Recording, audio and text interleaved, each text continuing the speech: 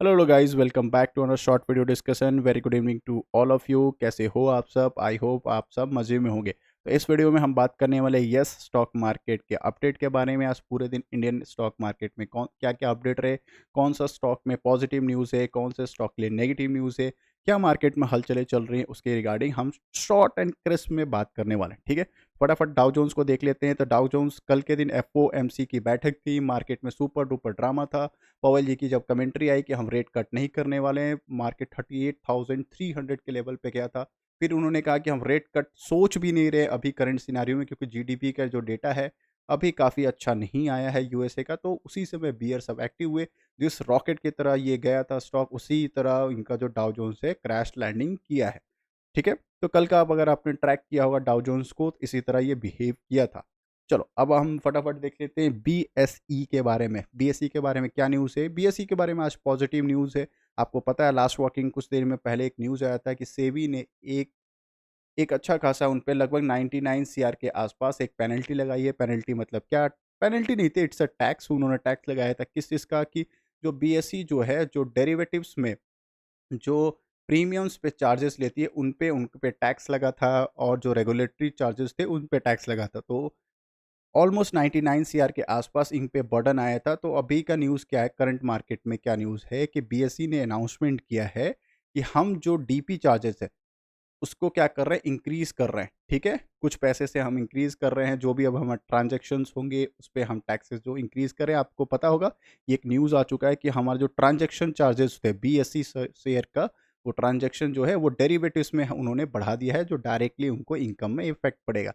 इस वजह से आप देखोगे आज के दिन अच्छा खासा इसमें फ्लैटिश परफ़ॉर्मेंस रहा। बहुत सारे लोग कमेंट कर रहे थे, सर ये गिरा तो धड़ाम से था, बट ये बाइंग इतनी स्लो एंड स्टडी क्यों? आपको पता है कभी भी नेगेटिव न्यूज़ आता है तो आदमी, कोई भी इन्वेस्टर होंगे, वो सेलिंग जो है फटाफट करते हैं, प्रॉफिट बुकिंग करते हैं, और जब पॉजिटिव न्यूज़ आता है स्लो एंड स्टडी बाइंग होती है। ये एक रूल है स्टॉक मार्केट का, आपको भी पता है, इस हिसाब से मार्केट चलता है। चलो कोटक महिंद्रा का बात कर लेते हैं। आज भी कोटक महिंद्रा की अच्छी खासी पिटाई हुई है। लास्ट 2 डेज़ से तो पिटाई चल ही रही है, आज तो खतरनाक वाली पिटाई हो गई। इसके पीछे का रीज़न क्या है? आपको पता है कोटक महिंद्रा पे 2 मेजर पेनल्टी, एक आरबीआई की पेनल्टी लगी थी इसमें।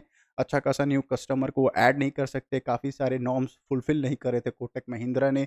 तो ये सारे पेनल्टी आरबीआई ने लगा था। सेकंड, आज के दिन पिटाई क्यों हो गई? क्योंकि जो इनके जॉइंट एमडी हैं, ठीक है? केवीएस मराइन डिज़ाइन ने, उन्होंने रिज़ाइन कर दिया है, ठीक है? इस वजह से अच्छी खासी इसमें प्रॉफ़िट बुकिंग और भी आ गई है। देखो ये स्टॉक खराब नहीं है, नो डाउट ये स्टॉक बहुत अच्छा है। अभी 52 वीक लो पे चल रहा है ये market, no doubt in it.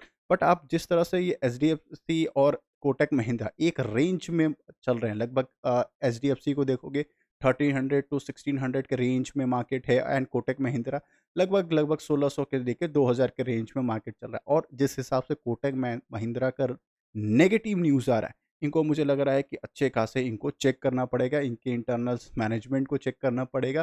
काफ़ी सारे इनको सेटअप्स को इम्प्रूव करना होगा, आरबीआई के नॉर्म्स फुलफिल करने को, फिर इसमें अच्छी खासी बाइंग आ सकती है। क्या हम अपॉर्चुनिटी देख सकते हैं? Yes, this it will be opportunity to buy again, average again.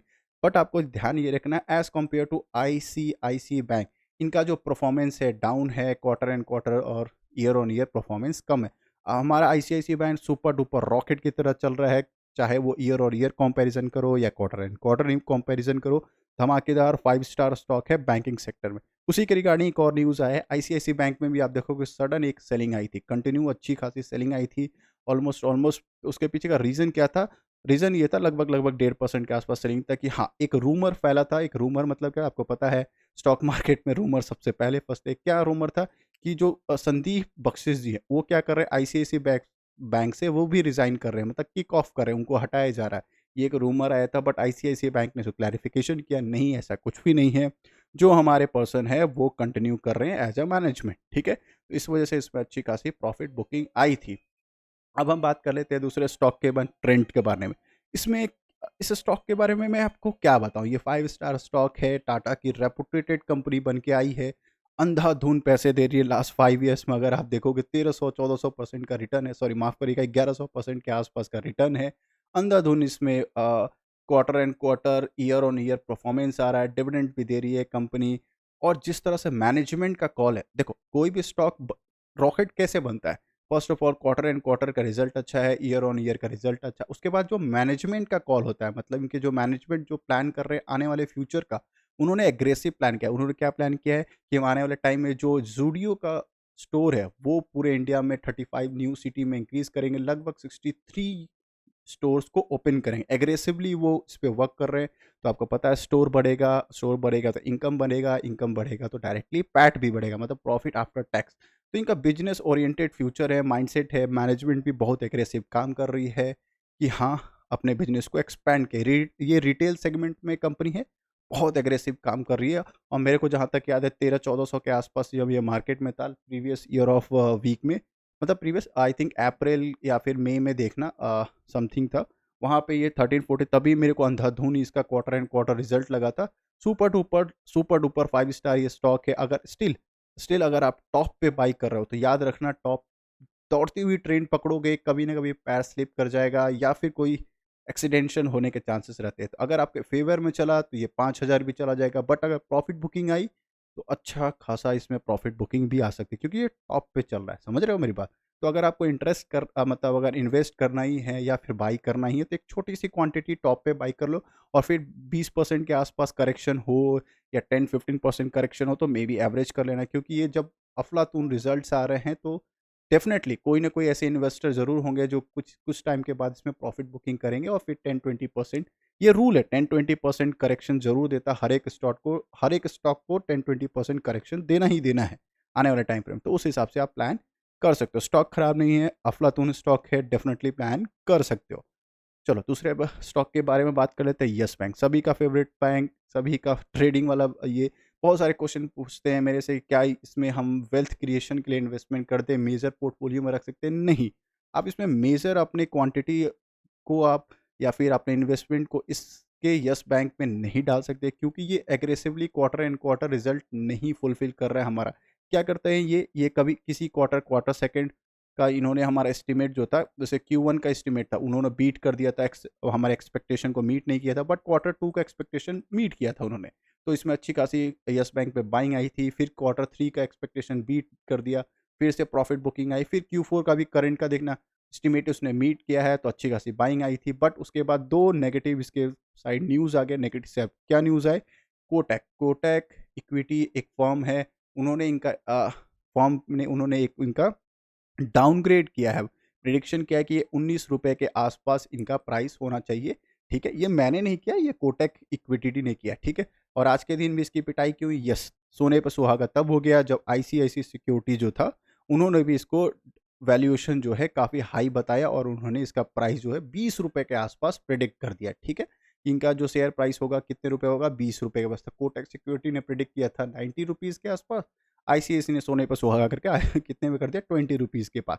देखो ऐसा ये जो वेल्थ क्रिएटिंग स्टॉक नहीं है, मैं पहले कर रहा हूँ। अगर ये कंसिस्टेंटली क्वार्टर एंड क्वार्टर एकदम कंटिन्यू अच्छे खासा, ये अगर हमें quarter and quarter, year on year अच्छे खासा ये हमें रिजल्ट दे तो डेफिनेटली इस स्टॉक को प्लान ऑन एक्शन पर रख सकते हैं। देखो क्या किया था इसने, अभी करंट जो जो हमारा करंट क्वार्टर 4 का रिजल्ट आया था, उसने एस्टिमेशन हमें मैच किया था, मतलब एक्सपेक्टेशन से भी ऊपर हमें रिजल्ट दिया था। बट बाकी सारे क्वार्टर में इसने एक्सपेक्टेशन को फेल किया था। बी मीट क्या उस बहुत दूर दूर तक रही थी, तो अच्छा खासा प्रॉफिट बुकिंग उसमें आता है। तो अगर आप वेल्थ क्रिएशन के लिए इसको देख रहे हो, छोटे से क्वांटिटी में ज़रूर देख लेना इस स्टॉक को, बट मेजर चंक जो होते हैं आपके पोर्टफोलियो में नहीं होना चाहिए। हाँ, क्वार्टर एंड क्वार्टर रिजल्ट अगर अच्छा कर रहा है, रेवेन्यू बढ़ रहा है, इसका प्रोविज़न कम हो रहा है, एनपीए कम हो रहा है, नेट प्रॉफिट बढ़ रहा है, डेफ़िनिटली छोटे-छोटे क्वांटिटी आप इसमें इंक्रीज़ कर सकते हो, but quarter and quarter result को ट्रैक करना, ठीक है?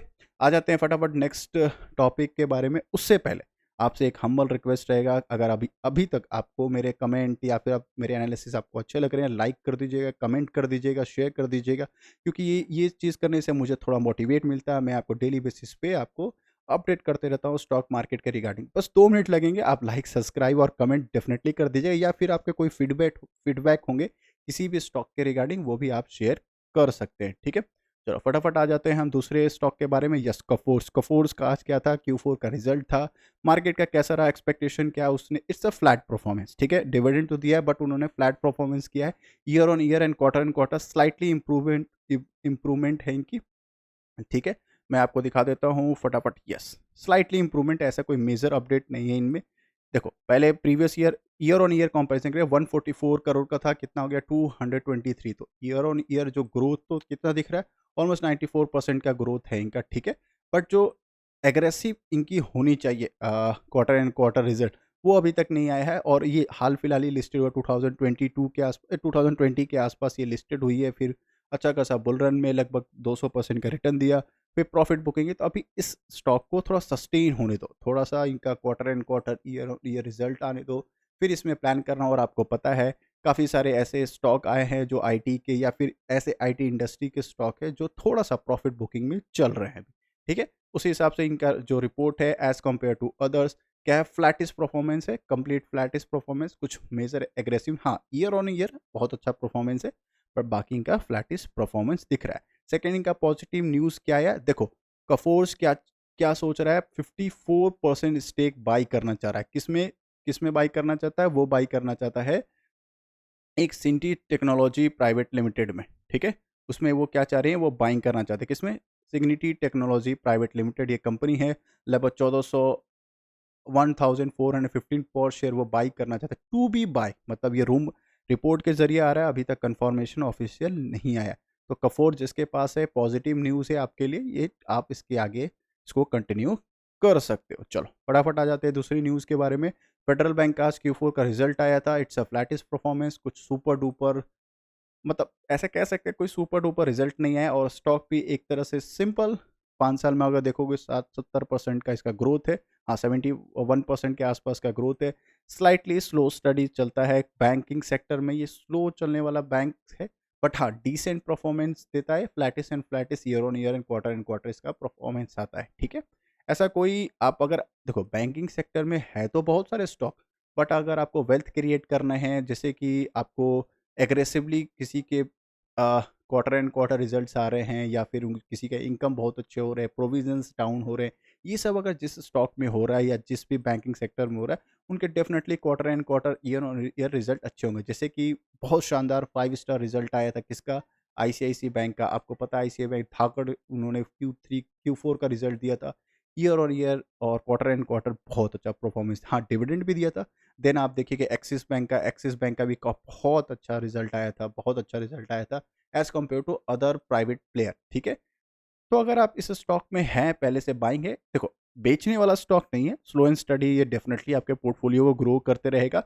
हाँ बस इसमें ये है कि स्टॉक थोड़ा स्लो है as compare to other banking sector.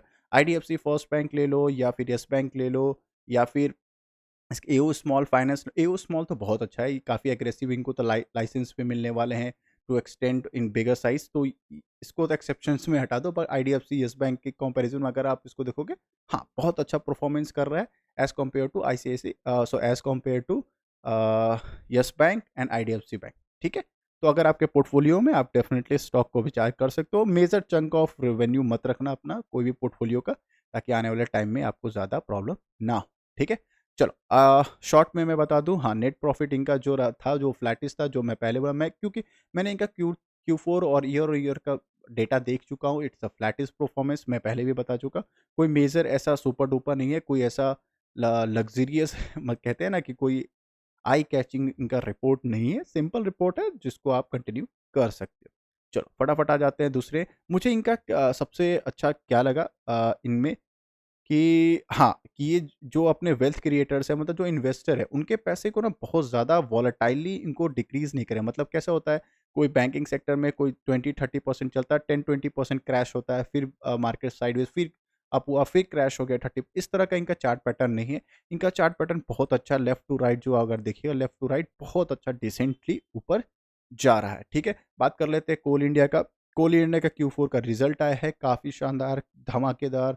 During the market नहीं, अभी जस्ट थोड़ी देर पहले आया है इनका रिजल्ट। काफ़ी अच्छा रिजल्ट आया है, मैंने चेक कर लिया है, बहुत शानदार रिजल्ट आया है। और आने वाले टाइम फ्रेम में डेफिनेटली डेफिनेटली इसमें देखा जा सकता है। बस इसमें लटकती हुई तलवार क्या है, यस, गवर्नमेंट का री इलेक्टेड होना, मतलब कि जो अभी करंट गवर्नमेंट है, री इलेक्शन के बाद यही गवर्नमेंट आना चाहिए और मेजोरिटी में आना चाहिए, ताकि ये जितने भी पीएसयू स्टॉक है, लास्ट के 1 ईयर में देखोगे रॉकेट की तरह ये भागे।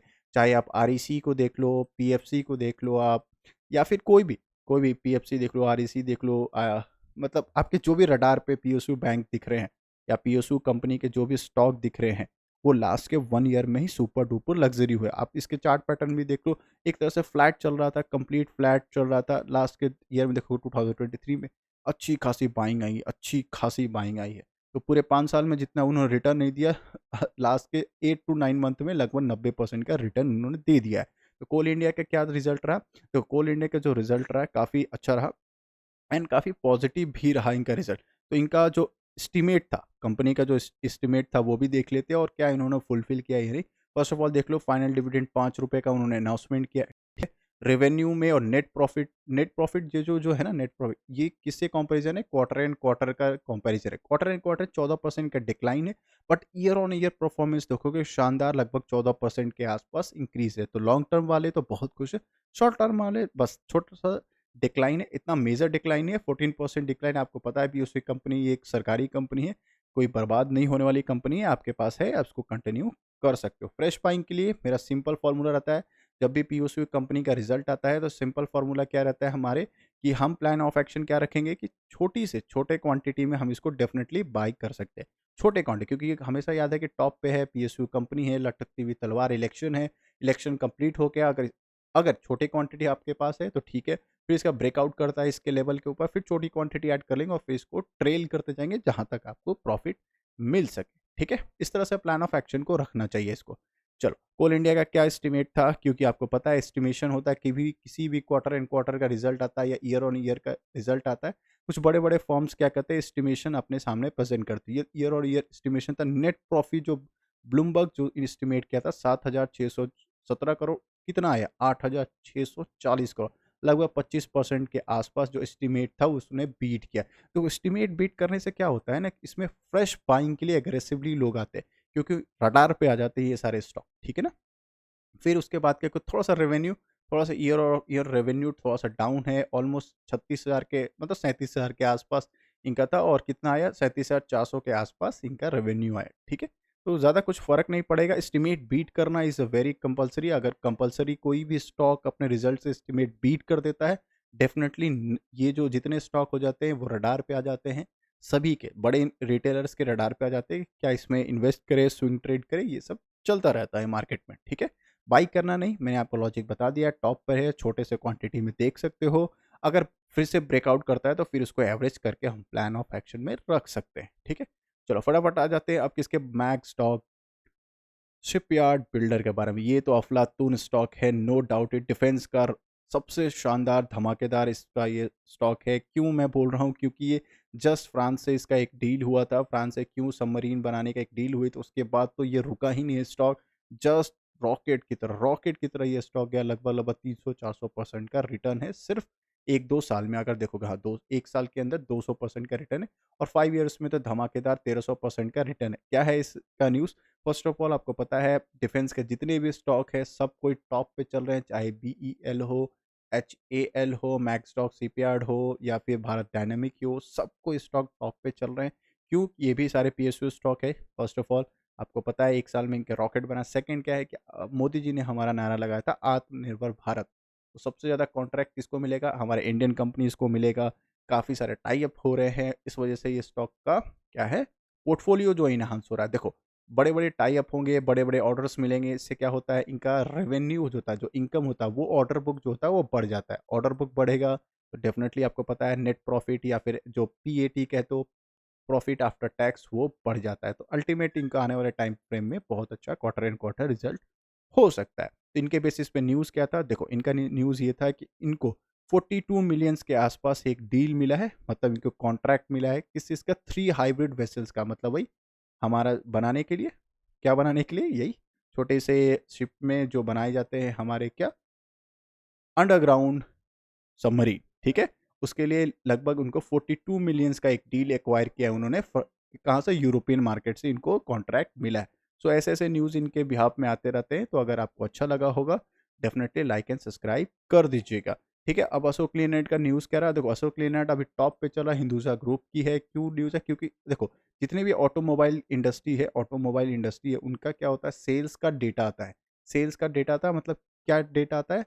मंथली डेटा आता है, क्वार्टर एंड क्वार्टर कितनी गाड़ियाँ बेची गई है, monthly and monthly and year on year कितनी गाड़ियाँ बेची गई है। उसमें सबसे अच्छी जो इनकी सेल हुई है अशोक लेलैंड की, काफ़ी अच्छा खासा इसमें सेल हुआ है, इसलिए ये टॉप पे और 52 वीक पे हाई पे भी है, ठीक है? तो ईवी स्टॉक जंप इसलिए कर रहा है क्योंकि इनका सेल इंक्रीज़ हो रहा है सारे-सारे, चाहे टाटा मोटर्स हो या फिर ईवी में अगर आप देखोगे कौन से अशोक लेलैंड देखो ये काफ़ी एग्रेसिवली काम कर रहा है ईवी में भी, क्योंकि ईवी के बस भी बनाते हैं, डिफेंस में भी है और सबसे ज़्यादा इंपॉर्टेंट मुझे क्या अच्छा लगता है हिंदुजा ग्रुप की कंपनी है। वेरी, वेरी छोटी-मोटी कंपनी नहीं है, टॉप क्लास 5 स्टार की कंपनी है, but as compare to other automobile industry काफ़ी स्लो है, काफ़ी स्लो इन स्टडी वो इसका चार्ट पैटर्न है, काफ़ी आप देखोगे ऐसा कुछ एग्रेसिव चार्ट पैटर्न नहीं है इनका, बस स्लो स्टडी ग्रोथ देता है। तो अगर आप slow study 5 years long term के लिए आप प्लान कर रहे हो, डेफिनेटली इस स्टॉक को प्लान ऑफ एक्शन में रख सकते हो। तो आई होप ये शॉर्ट एंड क्रिस्प में अगर मेरे न्यूज़ अच्छे लग रहे हैं आपको, आपको कुछ वैल्यू एडिशन कर रहे हैं तो लाइक एंड कमेंट कर दीजिएगा। आपको 2 मिनट लगेंगे लाइक एंड सब्सक्राइब करने में, मैं ऐसे-ऐसे वीडियो डेली बेसिस पे आप तक पहुँचाते रहता हूँ। तब तक के लिए bye bye and before a trader be a investor.